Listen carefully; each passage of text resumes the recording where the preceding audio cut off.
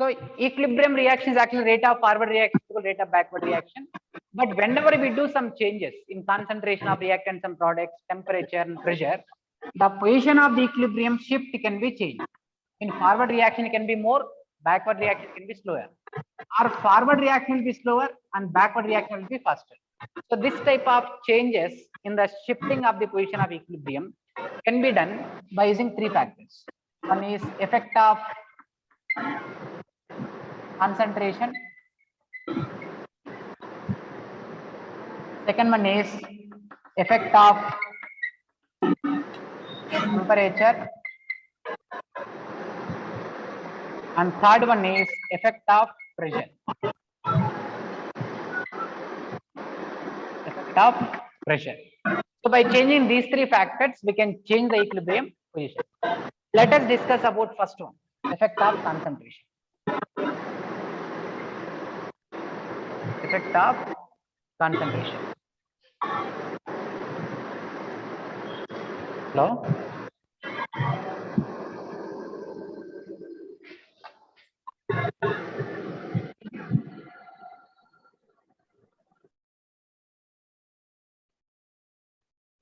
Is it clear now?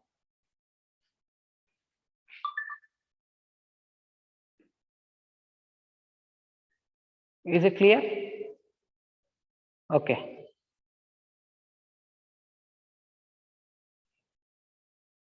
Okay, fine. You see, so effect of concentration. Effect of concentration. Now let us understand about one by one all these terms and all. Effect of concentration. So if I take the reactant, for example, I'll take direct example and explain. H2 plus I2 gives rise to 2HI. This is a reversible reaction. H2 plus I2 gives rise to 2HI. So I want to prepare more HI. If I want to prepare more HI, what should I do from the concentration side is I can increase the concentration of H2 and I2. If I increase the concentration of H2 and I2, rate of forward reaction becomes faster. Rate of forward reaction becomes faster. As soon as the HI is forming, if you keep on remove the HI, product concentration decreases. If the product concentration decreases or concentration of reactant is increases, rate of forward reaction increases. So I write it here. Forward reaction favored by increase in concentration of reactants or decrease in concentration of products. Okay, if you increase the concentration of reactants, these are reactants. If this reactant concentration if increase, rate of forward reaction increases, or as soon as HI is forming, if you keep on remove the HI if you remove, it can't convert it back into product reactant side. If HI converted will not be converted into reactant side, rate of forward reaction will be increases. So increase in concentration of reactants or decrease in concentration of products favors forward reaction. Favors forward reaction. Can you tell me if the reaction has to favor for the backward reaction, what we can do? For backward reaction, what we can do? Reverse of this. Means decrease in concentration of reactants or increase in concentration of products. If product concentration increases, rate of backward reaction is increases. Or reactant concentration increases, rate of forward reaction becomes slower. If rate of forward reaction is slower, backward reaction will be increases. So write it here. Backward reaction will be favored. Backward reaction.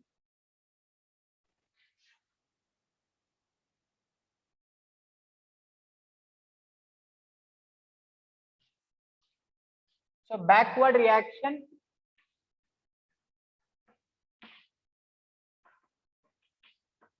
favored. So what I can write here? Increase, or else I can write here decrease in concentration of reactants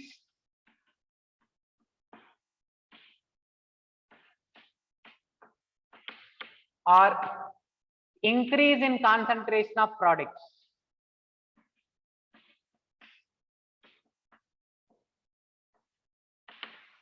Okay, if concentration of reactant if I decrease, or if concentration of product if I increase, rate of backward reaction increase and rate of forward reaction becomes slower. Okay, so for example, for the same reaction, if I want to increase the HI, what should I do? H2 concentration, I2 concentration should be more. Now, if I want to increase the backward reaction, what should I do? H2 concentration, I2 concentration should be less, or HI concentration should be more. That is a simple point about the effect of concentration. And remember, in this concentration change, equilibrium constant do not disturb. Equilibrium constant Kc or Kp do not change. Okay, equilibrium constant will not change if you change the concentration. Yes, if you want to increase the forward rate, you can increase. If you want to decrease the backward rate, you can decrease. But equilibrium constant value we cannot change. I already told you in the characteristics of equilibrium constant. Equilibrium constant depends only on temperature, mode of writing equation, and stoichiometric coefficients. And it does not depend on initial concentration of reactants and products and pressure. It won't depend. That's why equilibrium constant never changes even on increasing or decreasing the concentrations of reactants and products. Is it clear?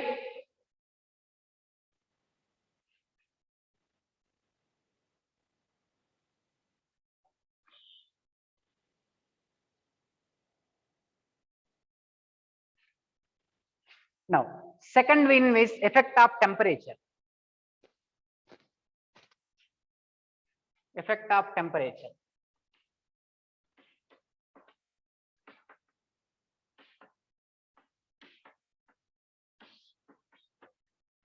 Effect of temperature. Actually, in this temperature effect, we have to discuss separately for exothermic and endothermic, because exothermic reactions are heat liberated, endothermic reactions are heat absorbed for to proceed the reactions. So that's why I write here different types of points for exothermic and endothermic. You see, for exothermic reactions, first I write endothermic.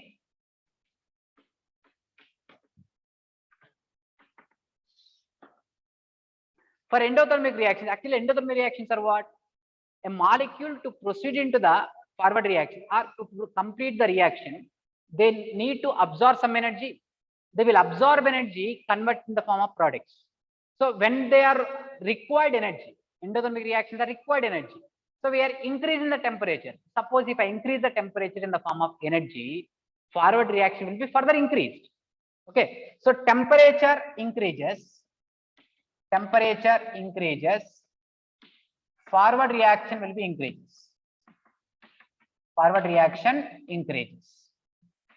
Because endothermic reactions require energy.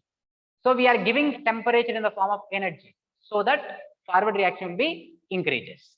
If temperature decreases, backward reaction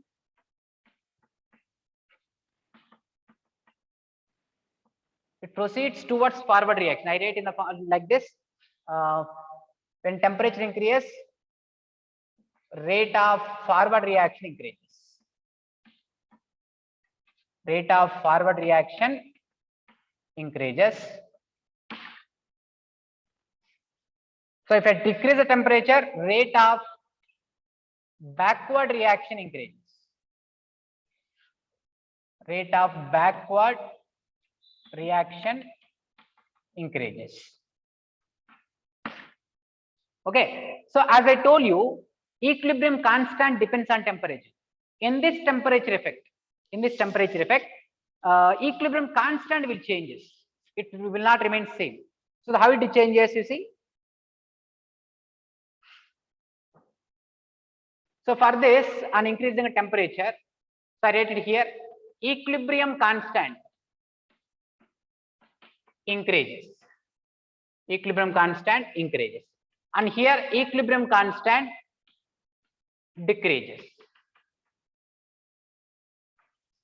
Only in the temperature factor only equilibrium constant changes. Remaining other effects, concentration or temperature in other way, we cannot change the equilibrium constant. Okay, so temperature increases, rate of forward reaction increases, equilibrium constant increases. Equilibrium constant means Kc or Kp. And temperature decreases, rate of backward reaction increases, equilibrium constant decreases. This is for endothermic reactions. For exothermic reactions, exothermic reactions are what? Reactants already having more energy. When they convert into the product form, they liberate some energy. So when they are having more energy and are liberating after converting into product, they do not require temperature.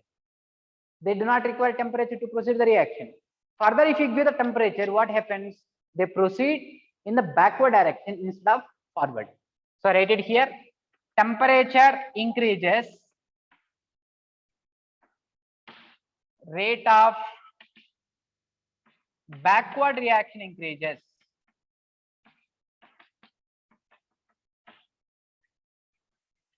Rate of backward reaction increases. Can you tell me what happens? Equilibrium constant. Equilibrium constant, what happens? What changes you can observe in equilibrium constant?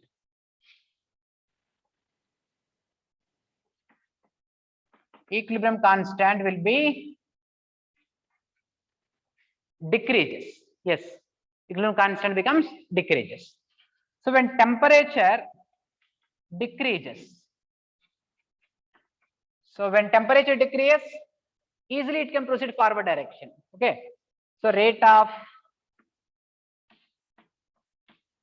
forward reaction increases. So for this, equilibrium constant increases. Okay, understood the point? So this is about the effect of temperature. In the temperature effect, equilibrium constant will change. So endothermic reaction means delta H is equal to positive. Exothermic reactions are delta H negative, endothermic positive, exothermic negative.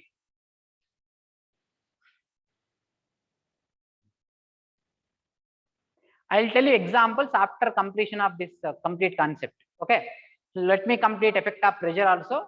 Thereafter, I'll tell you examples how to apply the Le-Chatelier principle for different types of equilibrium reactions.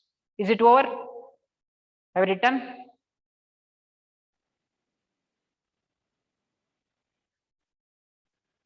Okay. So I'll rub the half part. Remaining half you keep writing if you didn't write. Next, effect of pressure.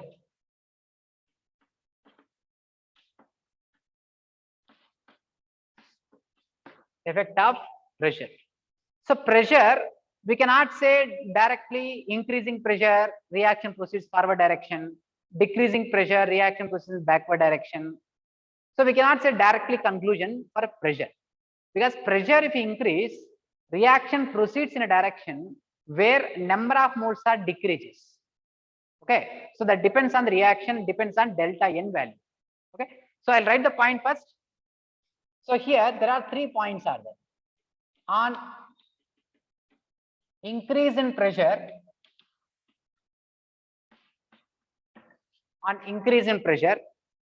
reaction proceeds in a direction where number of moles or molecules less. Okay, so in the reactants and products, in which side we have less number of moles, in that direction reaction proceeds on increasing temperature.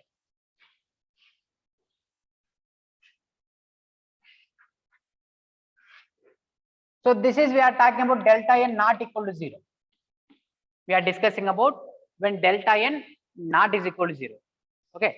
Second point is on decrease in pressure,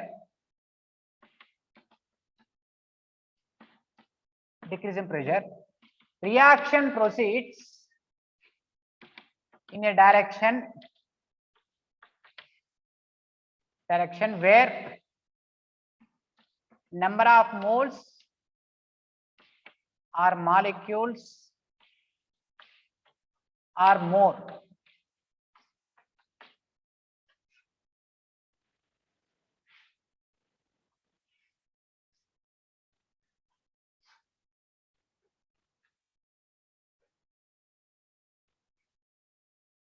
Okay, so this is whenever these two cases we can write whenever delta n is not is equal to 0. When delta n is not is equal to 0, here I written. When delta n not is equal to 0, then we can apply these two cases. If delta n is equal to 0, no effect of pressure,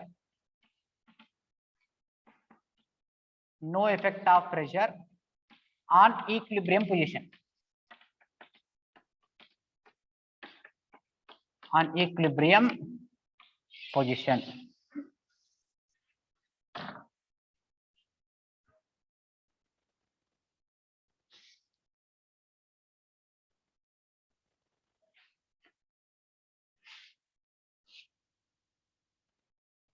Okay, so let me tell you one example here.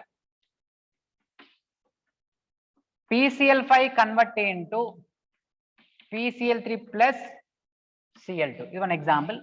Another example, N2 plus 3H2 gives rise to 2NH3.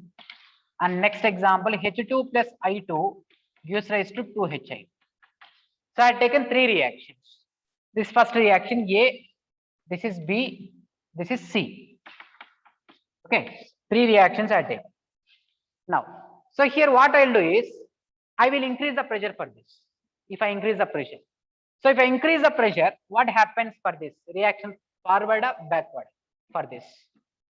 If I increase the pressure, reaction proceeds in forward direction or backward direction. You see, understand this point. Increase in pressure, reaction proceeds in a direction. Which direction? Where number of moles or molecules are less. So where number of moles or molecules are less. Here you can see how many moles are here. Number of moles of reactant 1. Number of moles of products, how many are there? 2. Okay, so where we can see less number of moles, reactant side or product side? Reactant side. Here 2 moles are there, here 1 mole is there. So if I increase the pressure, reaction proceeds in a direction where number of moles are less. Here less are there. So reaction proceeds in backward direction. Okay, so on increasing pressure, if I increase the pressure, reaction proceeds in backward for this. If I decrease the pressure, it proceeds in forward. Okay, let us come to this. Here, how many reactants are there? Number of moles of reactants are 4. 1 plus 3, 4. So number of moles of products, how many are there? 2. So if I increase the pressure for this, where we can say less number of moles? Reactant side, product side. Product side less. So reaction proceeds in forward. 4 to 2. So decrease in number of moles, it proceeds in forward direction. So on increasing pressure, reaction proceeds in forward. On decreasing pressure, reaction proceeds in backward.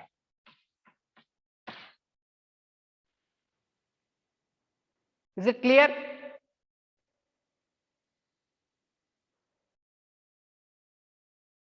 Now what happens if I increase the pressure for this?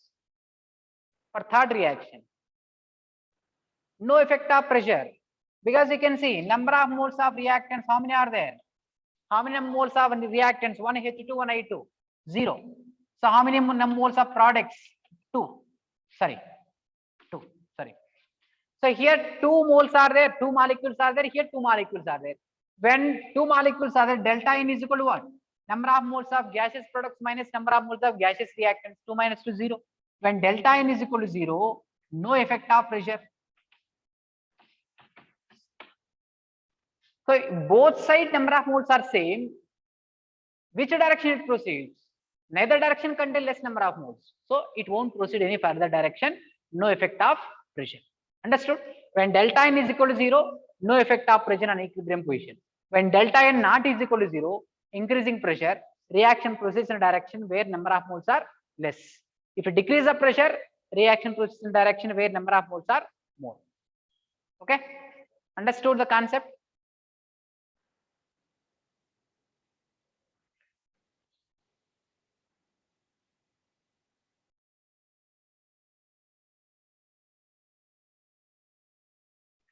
Okay.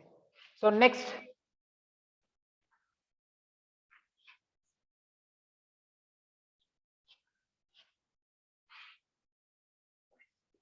I rated here effect of catalyst.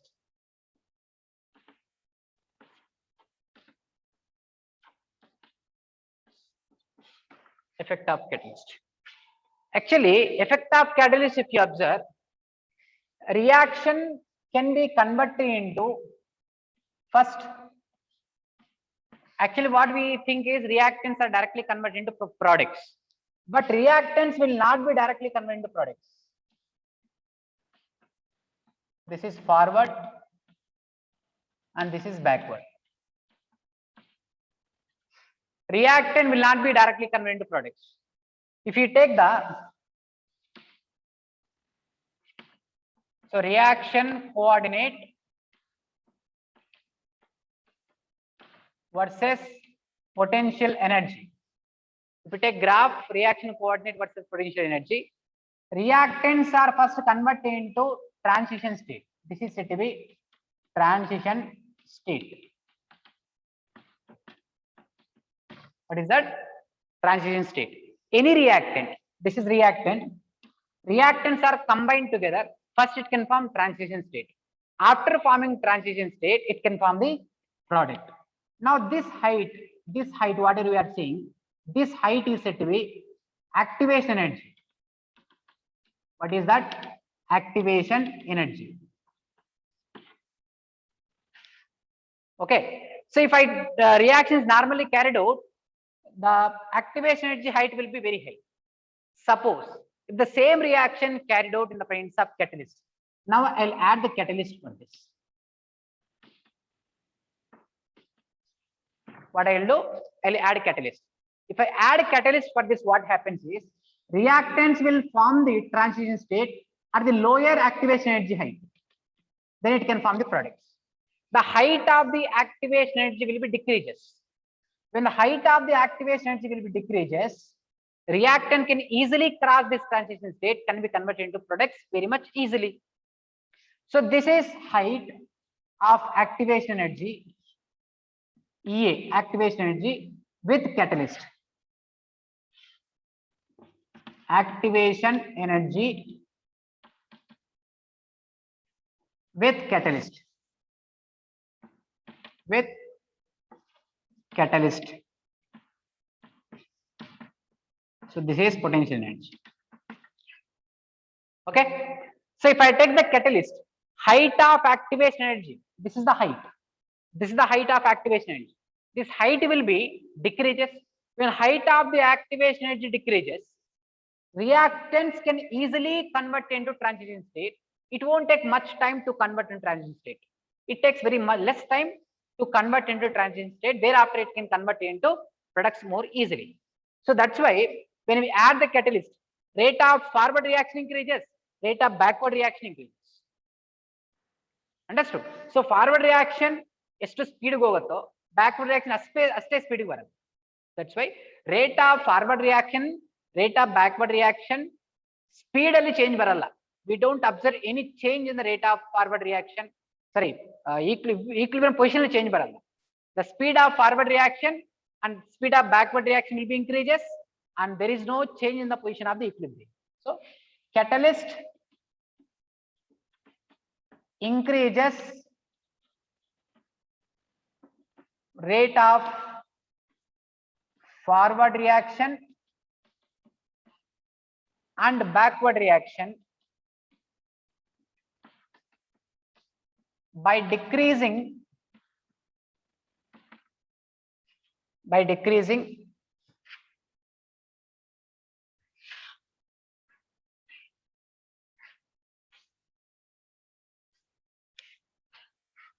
by decreasing the height of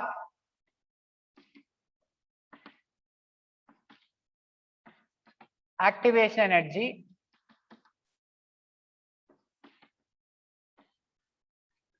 and helps to reach equilibrium quickly.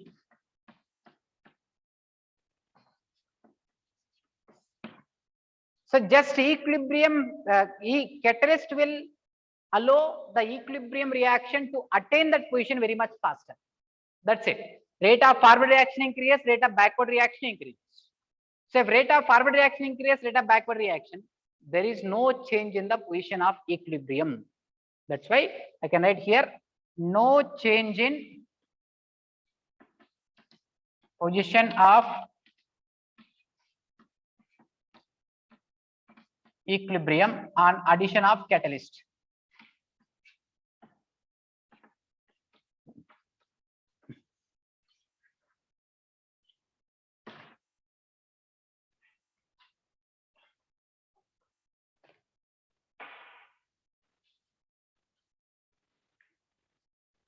If there is no change in the position of equilibrium, then why catalyst is added for reversible reactions?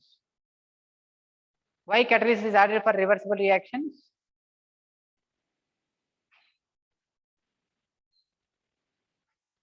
So I written here, to reach equilibrium quickly, to reach equilibrium position faster. So that's why they will add the catalyst to speed up the forward reaction, backward reaction.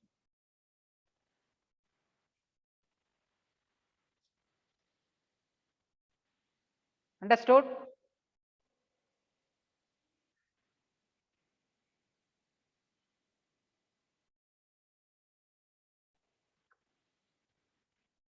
See, the same videos, whatever I'm teaching now, the same videos I'm uploading my YouTube channel. Okay, you can watch over there.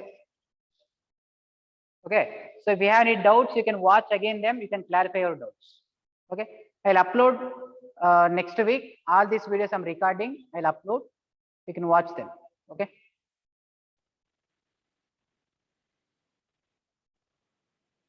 Completed?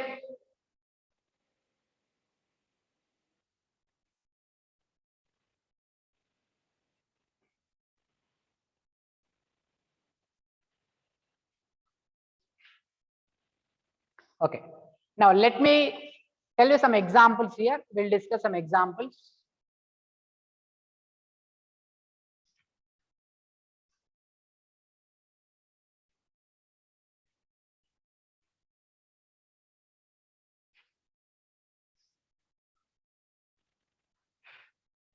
So here I will tell you some examples to understand this, all this Lee-Chatelet principle. So N2 plus 3H2 gives rise to 2NH3. Delta H for this is minus 92 kilojoule per mole. Okay. So to prepare more ammonia, for more ammonia preparation, so what is the concentration effect? What is the temperature effect? And what is the pressure effect?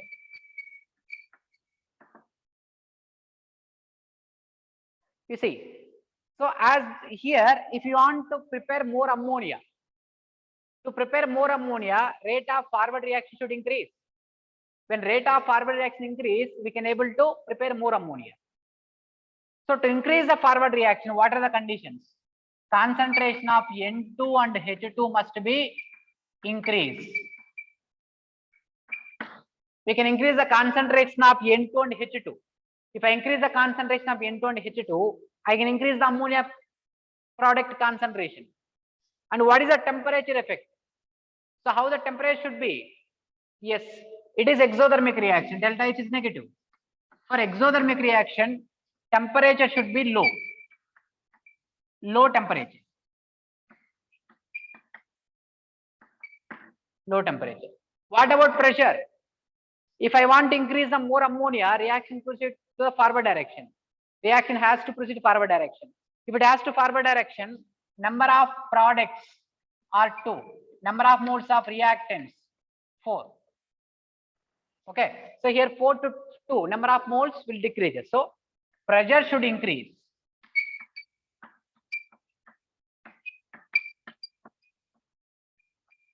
Pressure should increase. Okay. So high concentration of N2 and H2, low temperature as this exothermic reaction, and pressure should be increased. So if you maintain all these conditions, you can increase the ammonia production more in this process. Understood? Similarly, you tell me for this.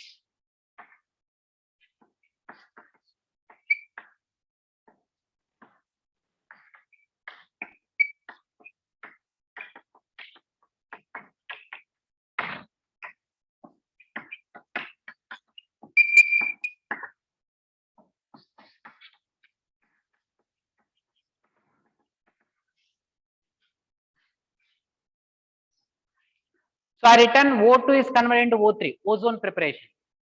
For that, what is the concentration? Which concentration should increase? And how is the temperature? What is the pressure? Yes, concentration of reactant, O2 concentration should increase. So if I increase the concentration of O2, reaction proceeds in forward direction. And temperature is endothermic reaction. For endothermic reaction, temperature should increase. When I increase the temperature for endothermic reactions, it proceeds in forward direction to prepare more ozone. And pressure also what happens? Here 3 moles are there, there 2 moles are there. So we have to prepare more ozone. To prepare more ozone, so reaction has to proceed in forward direction. So for that, what we have to do? Pressure should increase. Okay. If I increase the pressure, increase the temperature, and high concentration of O2, can prepare more ozone. Understood?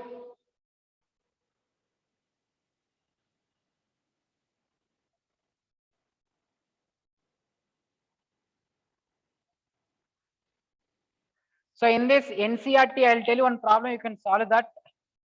NCERT exercises problem. You can solve based on this. That is question number 7.25, 7.26. Solve these questions. Very easy questions, simple questions. And 7.32 you calculate. That is based on QC and KC. 7.32. Okay. 32 and 33. 7.32 and 33 also. Okay. Will you do?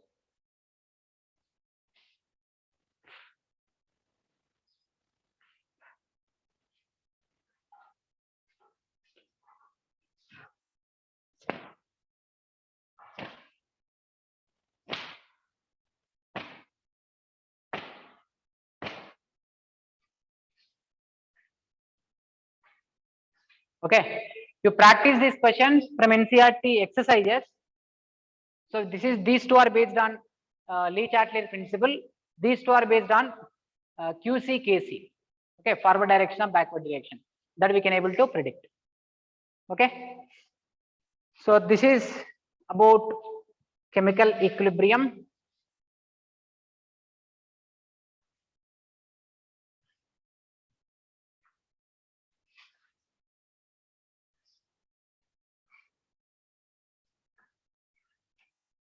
Next,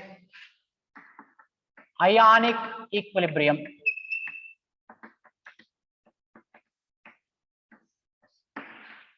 Ionic equilibrium. So far we discussed about chemical equilibrium. Now it is ionic equilibrium. Ionic equilibrium means which involves ions in aqueous solutions. When we take any one salt, I mean generally weak electrolytes, which can be partially undergo dissociation, it can form ions. Now there is a equilibrium between ionized ions and unionized ions. So that equilibrium we call as ionic equilibrium. So before explaining about the definition of ionic equilibrium, first I'll tell you what are the different types of compounds are available. How do we get equilibrium under? Okay, so I'll start with the compounds. So compounds are, substances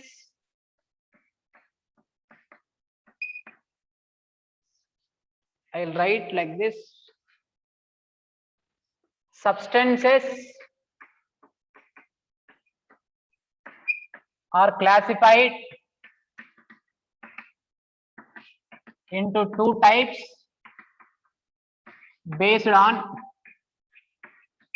electricity, based on ability to produce electricity, ability to conduct electricity.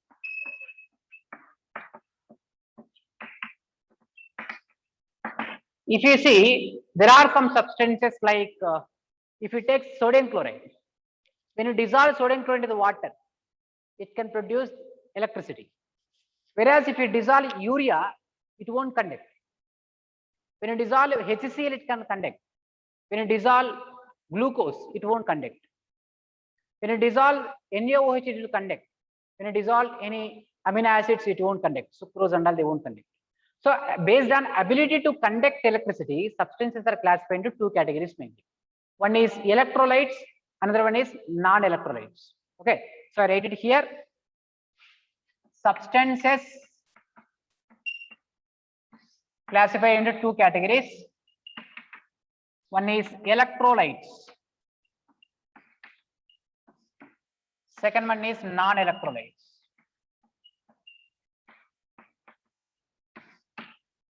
Okay, so these electrolytes produce ions in aqueous solutions. Aqueous solutions. When ions are produced, ions are the responsible for conductivity of electricity, conduction of electricity. If any molecule has to produce electricity, that must produce ions. So these electrolytes can produce ions. So when they produce ions, so they can conduct electricity in aqueous solutions. Okay, whereas non-electrolyte, they do not produce ions in aqueous solutions.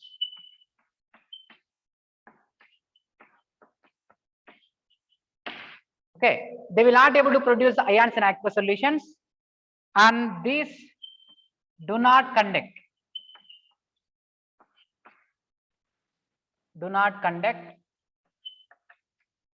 electricity in aqueous solutions.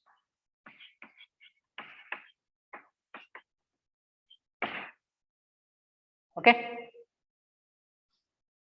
so whenever ions are producing, they can able to conduct electricity. When ions are not producing, they cannot able to conduct. Okay, so example for electrolytes, we can take acids, strong acid HCl, H2SO4. Bases, you can take sodium hydroxide, barium hydroxide, and salts, you can take sodium chloride. Okay, sodium chloride, magnesium sulfate, etc. So they can able to conduct. Whereas non-electrolytes, example, they cannot able to produce urea, glucose, sucrose, etc.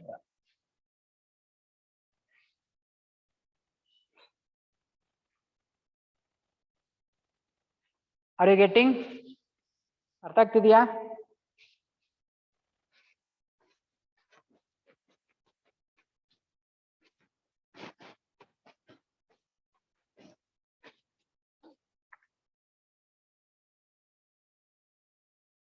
So overall, under the electrolytes, what I can write is electrolytes examples: acids, bases, salts. Example for electrolytes are what? Acids, bases, salts are example under electrolytes. Whereas non-electrolytes, some neutral compounds are there. They are not acids, they are not bases, they are not salts also, they are neutral. Like urea, glucose, sucrose are neutral solutions are said to be non-electrolytes. Now again here, electrolytes, here I can write as HCl is electrolyte, acetic acid also electrolyte, but HCl can produce more electrolyte, more conductivity, but whereas acetic acid cannot produce much. That is difference in the dissociation, degree of dissociation of that electrolytes. So based on that, electrolytes are classified into two categories. Electrolytes are two types. One is strong electrolytes, and next another one is weak electrolytes. Strong electrolytes means, then in the name itself it indicates these electrolytes can dissolve in water, can dissociate completely. They will dissociate completely. So this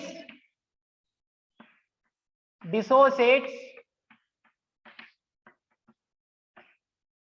completely in water or ionizes. This ionizes completely in water.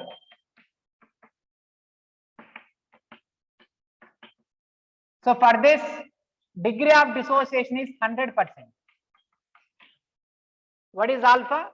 Degree of dissociation. Alpha is here, degree of dissociation or degree of ionization. Both are same. If they are dissociating completely, we can produce, this molecule can produce more ions. If they produce more ions, it can produce more electricity. That's why they are said to be strong electrolytes. Example, strong acids, strong bases, and some salts.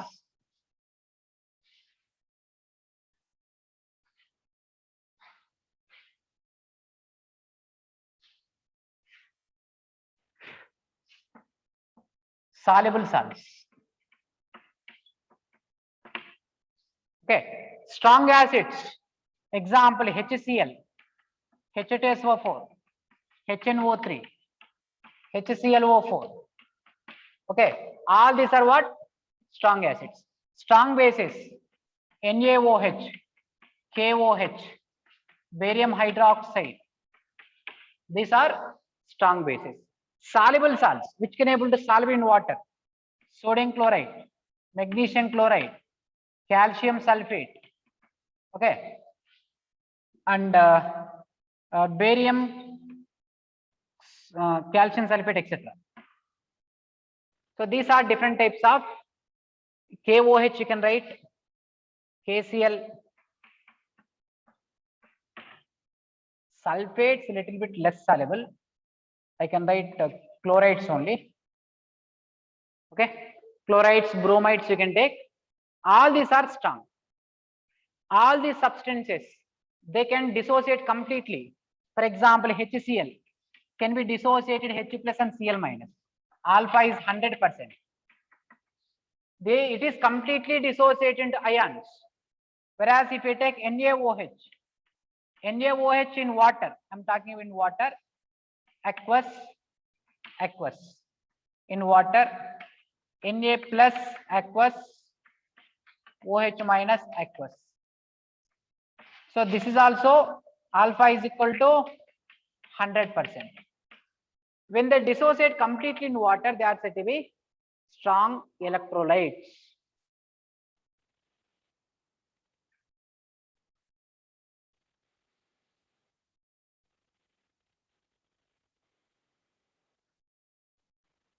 Okay, so next one is two types I told you. One is strong, another one is weak electrolytes.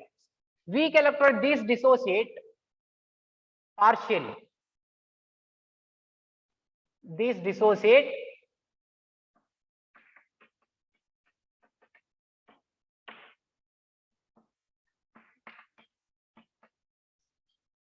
partially in water. For this, degree of dissociation is less than 100%. It won't having degree of dissociation 100%. Degree of dissociation is less than 100%. I mean, it may be 5%, it may be 10%, it may be 50%, but it will not be equal to 100. Okay. Example.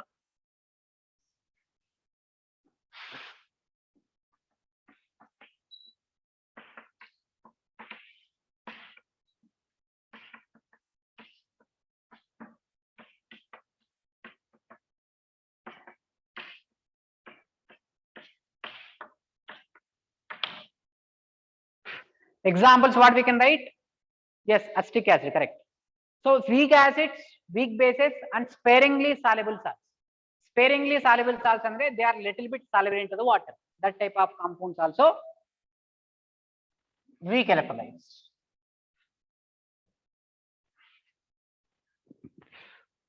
So here, weak acids. Remember, weak acids means all organic acids are weak acids. Organic acids means what? Which contain carbon. Carbon containing acids all are weak. So example I can write here, H2CO3, carbonic acid, acetic acid, alcohol, phenol. Okay, so all these are said to be weak acids.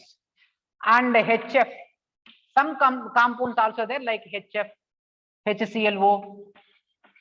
Okay, so these are weak acids. Weak bases.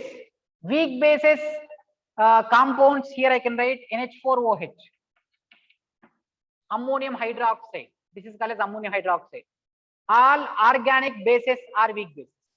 Organic bases like pyridine.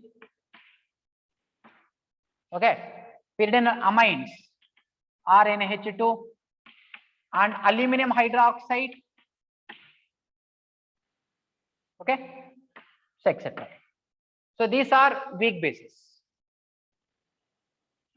And sparingly soluble salts. Sparingly soluble salts are AgCl, barium sulfate, and silver acetate oxalate, etc. All these are weak electrolytes.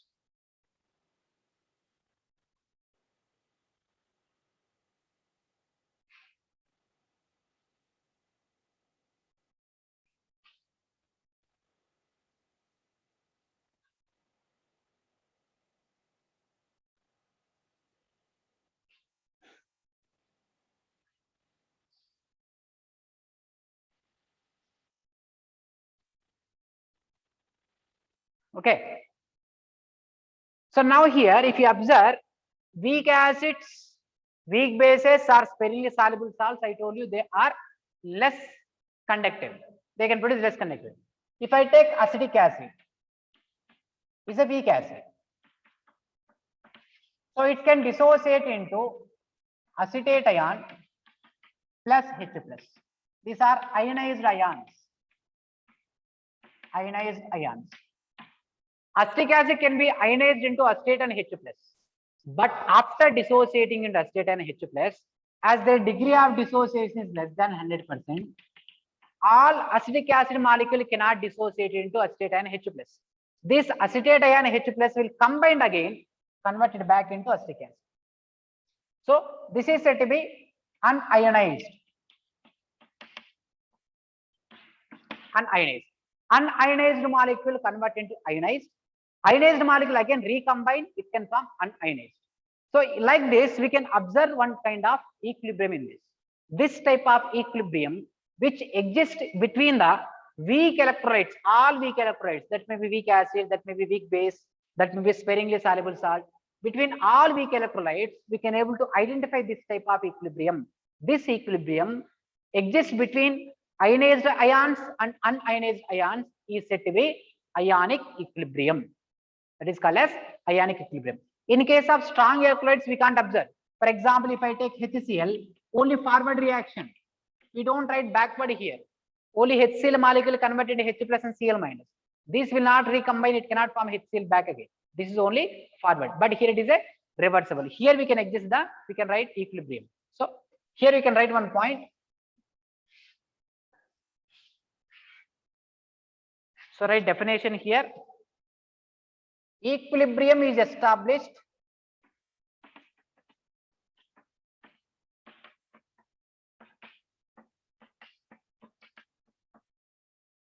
between ionized ions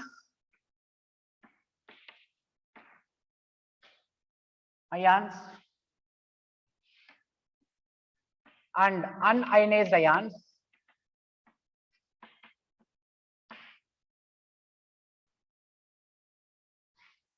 and this is called ionic equilibrium.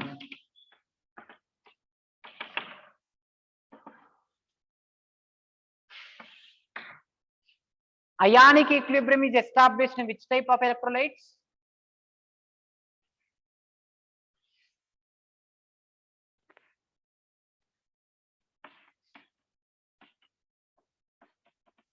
It is established in only weak electrolytes.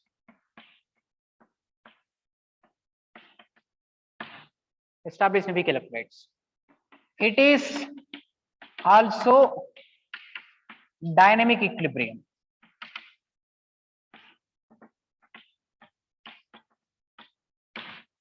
Dynamic equilibrium. Same like chemical equilibrium, ionic equilibrium also said to be dynamic equilibrium.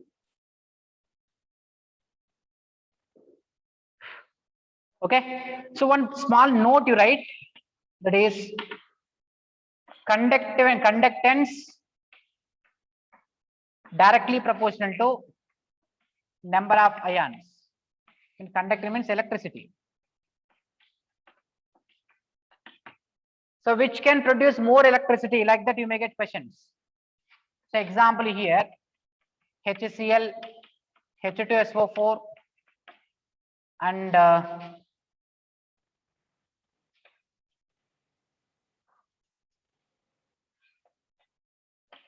HNO3. Out of these three, which can produce more conductance? No. I written here, conductance directly proportional to number of ions. How many ions can produce from HCl? HCl can dissociate, can form H plus and Cl minus. Only 2 ions will produce. Only 2 ions will produce. Whereas sulfuric acid can dissociate 2H plus SO4 minus 2. How many ions it can produce? 2H plus and 1 SO4 minus 2. 3 ions can produce. HNO3 can produce how many ions? 2 ions. Okay, now tell me which can produce more conductance.